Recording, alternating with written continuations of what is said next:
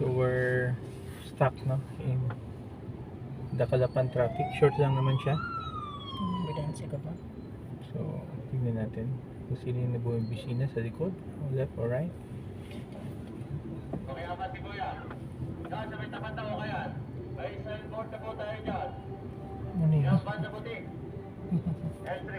Ano tayo? Akala ko tayo yung sinisita, hindi pala. Kapat mo.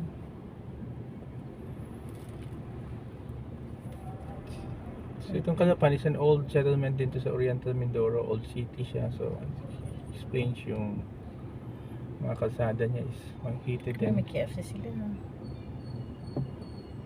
Nice. True. Samahan. It's a drive-thru. Cute. Hindi naman marami. May Jollibee siya, McDonald's. So,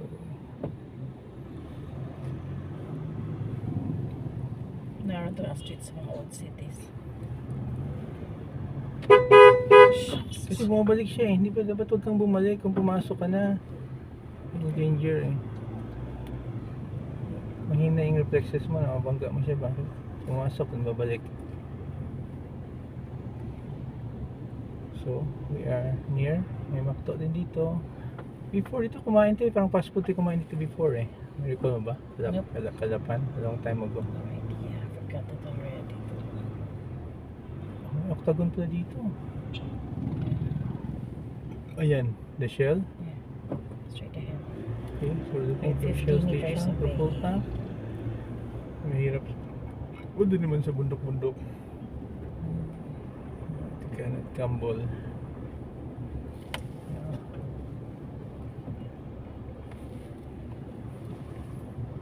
Ayan.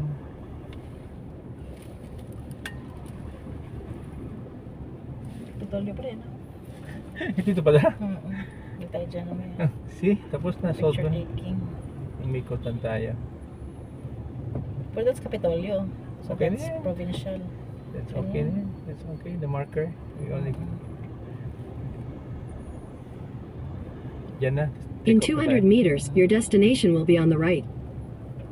Okay. Bundok na ba after ito? Yeah. Dito na tayo. Oo. Ano tayong food? May dikpan din dito. Careful sila. Okay, Shell. Okay, Shell station